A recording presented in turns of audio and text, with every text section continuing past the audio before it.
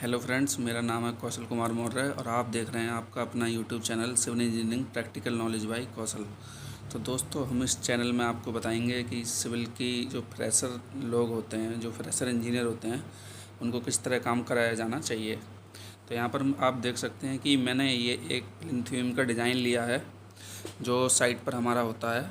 तो इसमें किस तरह हम टॉप बार चूज़ करते हैं, किस तरह बॉटम बार चूज़ करते हैं, कैसे हम उनको ड्राइंग के ज़रिए पढ़ते हैं और कैसे उनको इम्प्लीमेंट कराते हैं।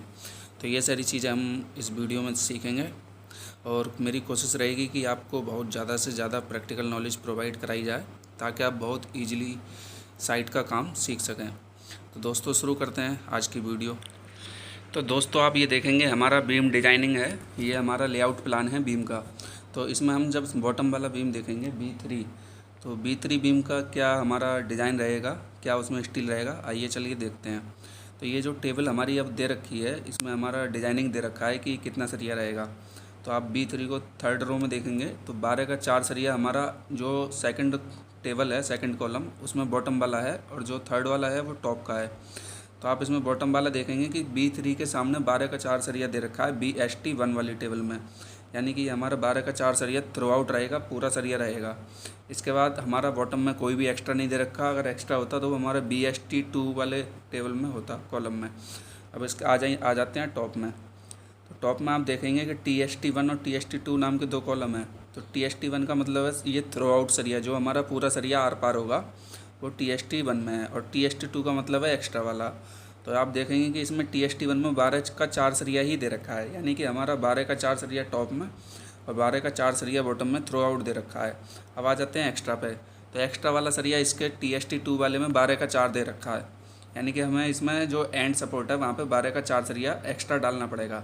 अब ये कितना डलेगा आइए वो बता देते हैं। तो ये इसका एक्स्ट्रा लेआउट प्लान है।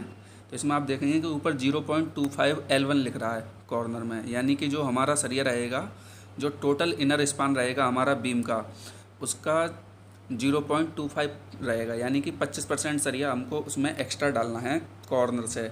जो हमारा कन्फाइनिंग जोन रहता है, कन्फाइनिंग जोन का मतलब रहता है कि जो हमारा एंड सपोर्ट से स्टार्ट होगा और जो 2 टाइम्स ऑफ डेप्थ जाता है, यानी कि उसको 2D बोल देते हैं।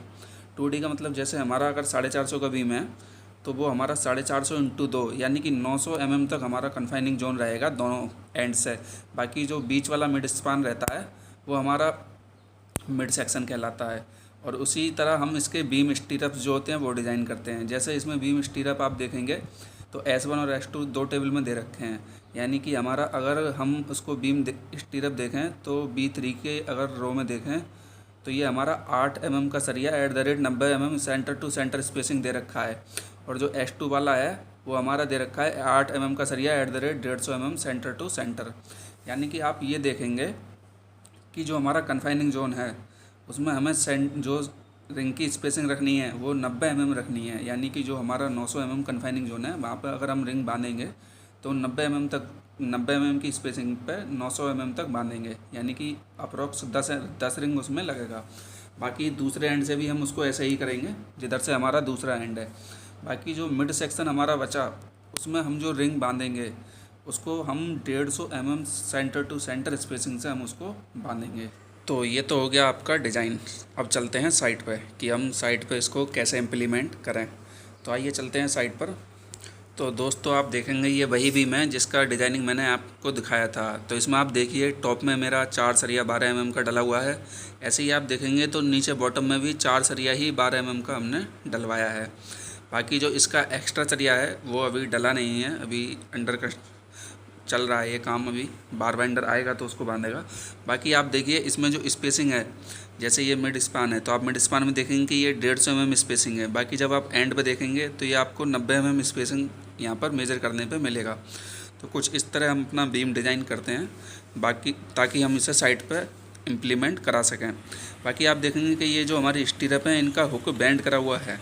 ये हुक जो हमारा बैंड करा हुआ रहता है ये हमारा 45 डिग्री पर रहता है, और जो इसकी टोटल लेंथ होती है हुक की वो हमारी रहती है 8D और 10D। ये डिपेंड करता है कि डिज़ाइनर हमारा क्या दे रहा है। 8D का मतलब होता है कि जैसे हमारा 8 mm का रिंग है तो उसका डी का मतलब डायामीटर, तो 8 इंटू 8 यानी कि ये तकरीबन 64 हमारा इसका जो हुक लेंथ है वो होना चाहिए।